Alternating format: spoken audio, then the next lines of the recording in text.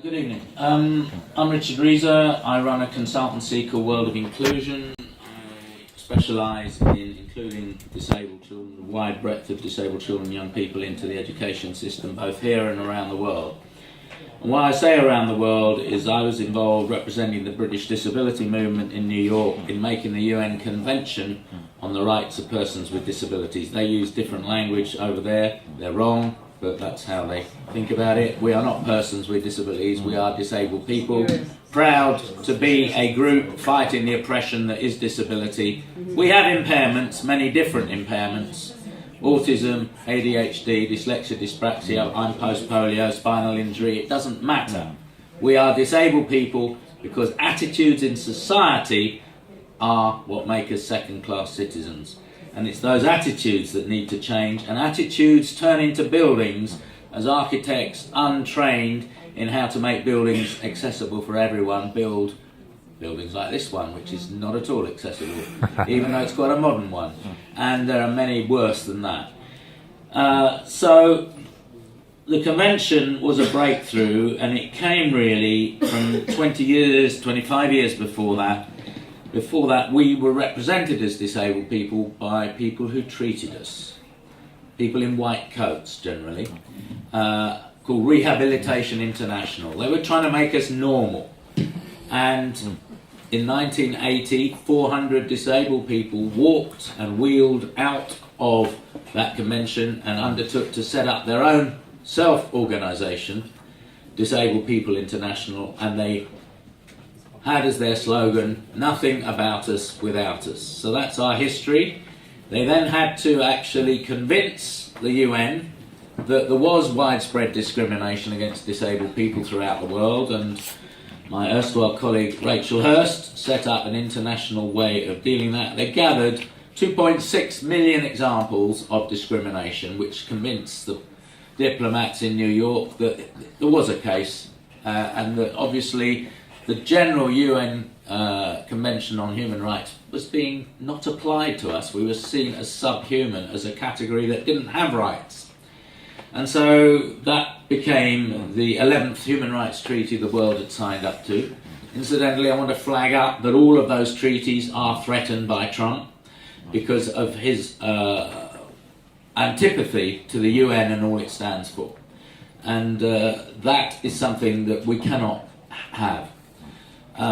And of course, Theresa May has pulled him up once or twice about his excess, but really, deep down, I think they are much closer than they are apart. So what's that got to do with us? Well, we have this convention, but the government doesn't do very much with it. It hardly, having signed it into recognition in 2009, the Labour government, the Tories didn't say no, we won't do it, or the coalition.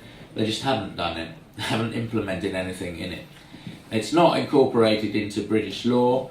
The Labour Manifesto says it will be, and yesterday we moved a reference back which was successful that said Article 24 will be fully implemented in Labour's education policy, and that is inclusive education. It's not a two-type of school, it's all schools moving towards including all children. And that will mean in the end, and it will take, I think, 10 to 15 years, we will see the phasing out of segregated education. Now, before you all panic, that doesn't mean they'll be replaced with schools as they are now. The whole point of this is to develop schools that are truly inclusive schools. And that means we need a truly inclusive curriculum. It means we have to get rid of the national curriculum, we have to get rid of assessment, we have to get rid of,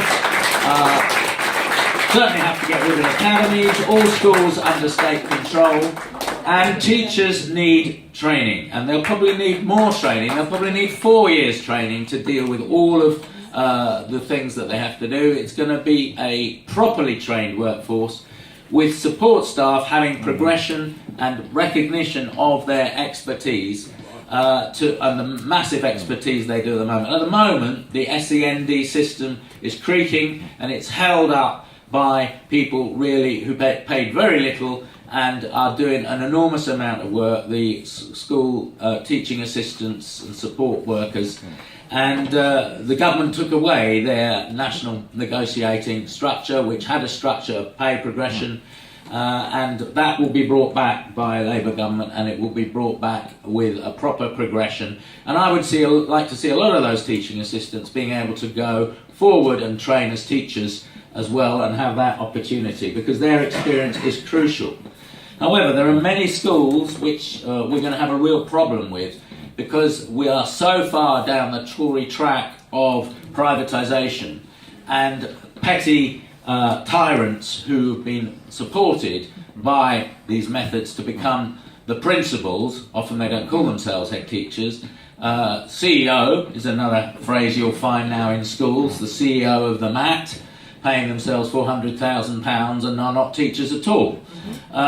So all of that will have to be broken down, but there are many examples of good practice despite all the barriers where schools are still managing to include people, less so than before. If you want to see some current examples, if you go to the World of Inclusion website, it's my website, I made a film just 6 months ago in Eastleigh Secondary School in Newham, where there were a number of children on the spectrum, plus a number with learning difficulties, plus a whole range. Is it too loud? Too loud? No, it's got a strident voice. Okay, I'll speak with it like this. Is that all right? Yeah, that's okay. Sorry. Yes, so we need to do that, and then so the schools in Newham are still doing it, although that too is being challenged by certain head teachers who want to set up more and more MATs in that area.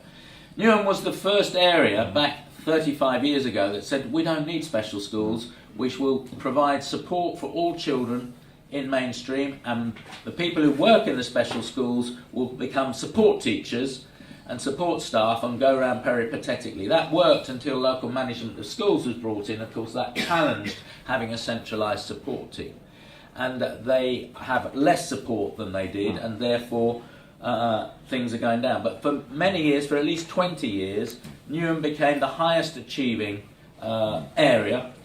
It was fourth most poor area at the time in the 80s and 90s, and yet it became above the national average for the whole cohort all the time, because the children were educated together in properly inclusive methods.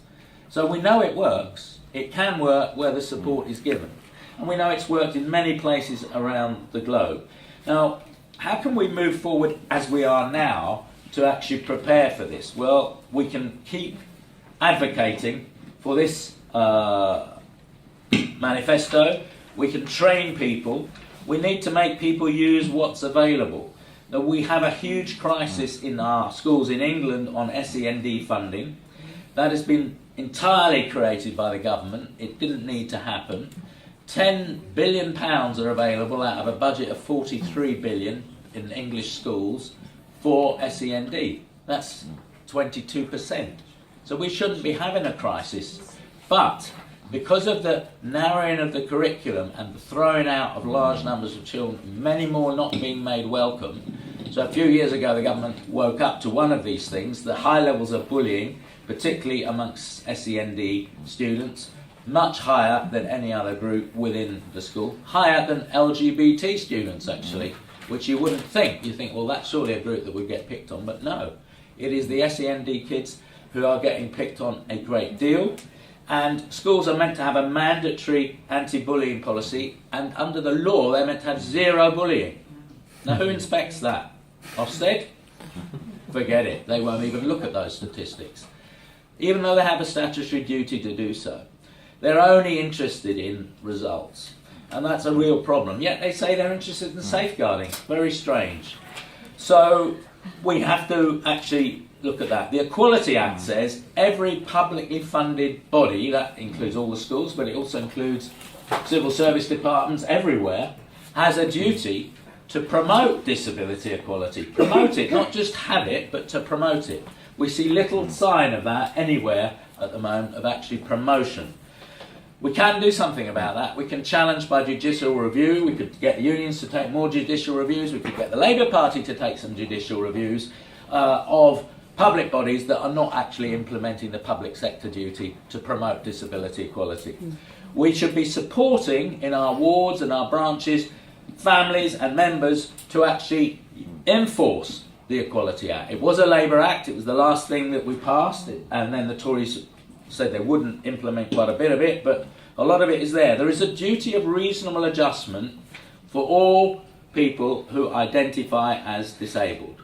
And being on the spectrum means that you are under the definition of disability, which is to have a long-term impairment lasting for 6 to 12 months, which would count most people in, which means that you are at a substantial, which means in law more than minor and trivial, so it's a very low bar to get us, a substantial impact on your ability to do day-to-day things. Long-term, substantial, and that you have an impairment. That's pretty low. And so 13 million people is not the whole number that we have out of our population of 65 million. It's probably nearer to 20 million. So that's 1/3 of the population, we think, probably at least. And each person has a duty of reasonable adjustment. Now, because of the mess up of SEND funding and more and more pressure put on the budget, the higher needs budget, which is about 6 billion,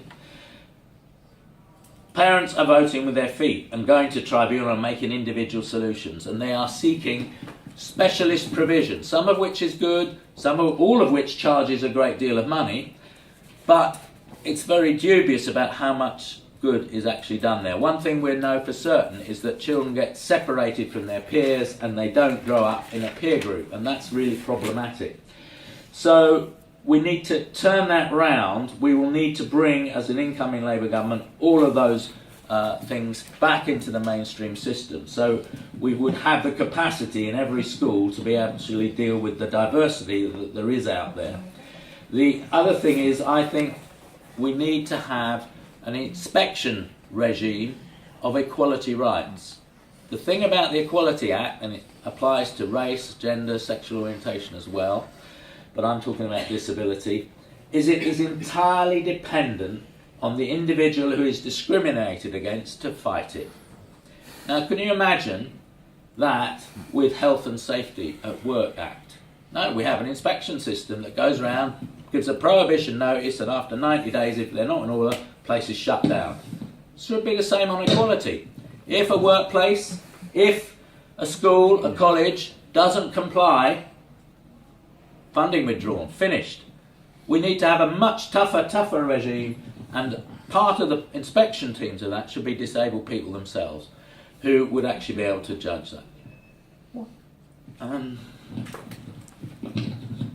The last thing I wanted to say is that the transition that is required, the Labour Party says it's committed to the social model of disability.